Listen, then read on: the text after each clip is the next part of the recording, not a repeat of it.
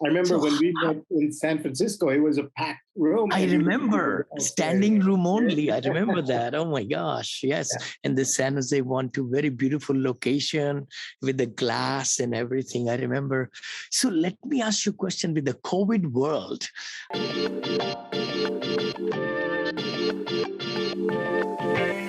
So let me ask you a question with the COVID world. I know a lot of meetups have gone online. So what kind of things could you share with the people in putting the webinars or meetups together, and what kind of content and what kind of, different ideas you could share? Yeah. Yeah. So then COVID happened, so we couldn't meet in person. We had to all go online. Then what happened is initially the attendance was very high, very high. But then everybody realized, hey, I got $14, I got $15, I can start my own online Zoom meetup. Yeah. So then I got a lot of competition now. I got a ton of people that just meet online. So the only thing is, I'm gonna keep going. You just have to persevere. Yeah. All the folks that are thinking about organizing, or already doing it, like, keep doing it. Okay. If the audience drops, it's temporary. Yeah.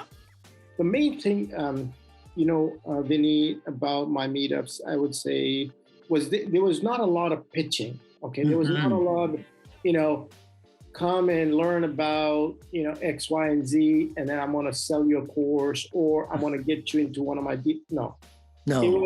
It was purely educational, content driven, good speakers, and they were giving their heart out, right? Yeah. Exactly.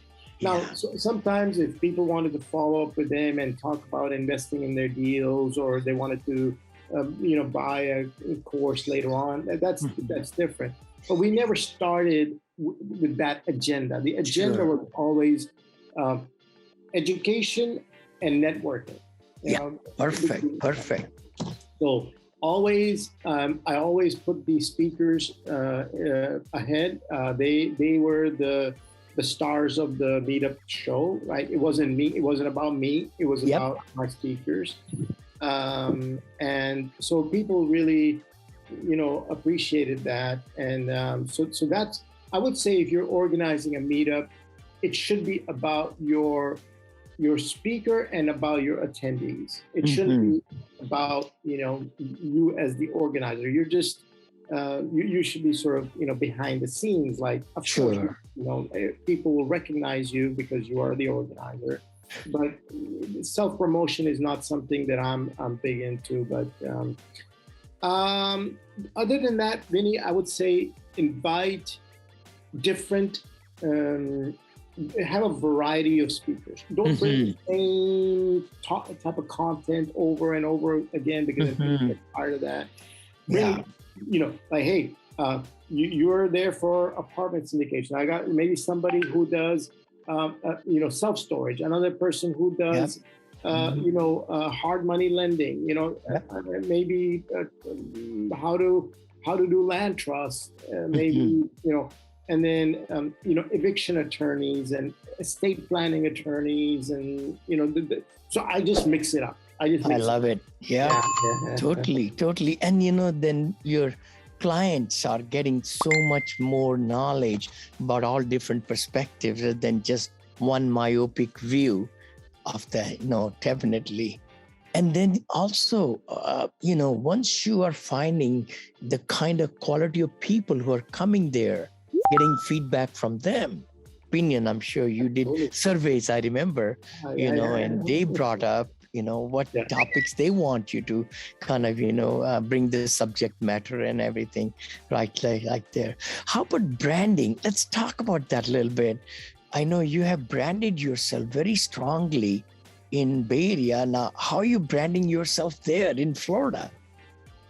So one of the things I did, Florida was a little bit more open as far as like gatherings is concerned, right? The mask policy was a little bit liberal.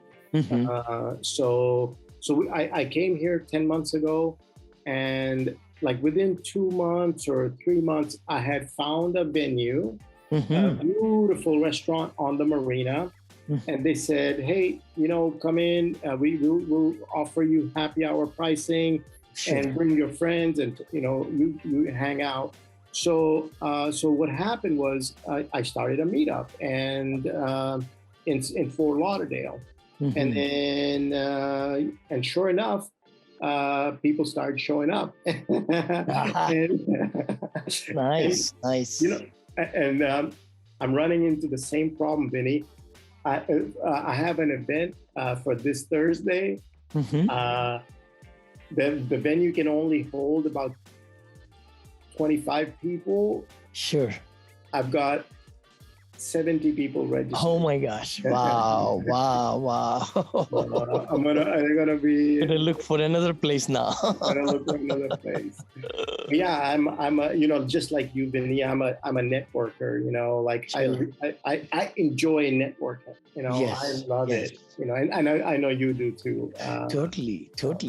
Can I ask you then, networking, one part I always struggle, and, we have people now, VAs and all, but the CRM, keeping touch with your investors or people coming on the meetups, it's all the same. And then you have to make sure you follow through and give them value, give them benefits of keep coming back with more and more.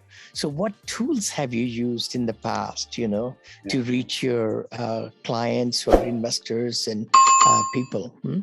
Yeah, so it's mainly HubSpot and MailChimp. Okay. Those are my key tools that I use. MailChimp and HubSpot, my CRM. And then, it's a little bit of work to import and track. Sometimes, you have to clean up the database. Sure. Because people unsubscribe or, they're no longer interested or whatever. But I get new contacts all the time. And now because, there's a California database, there's a Florida database, and then there's a database for everybody in between that, people that are in Arizona, they're in Texas. So, there's some segmentation work that has to be done. So I'm doing a little bit of that, but, it is, and I'm a one-man band. I finally got a VA, but I'm a one-man band. I don't have any, you're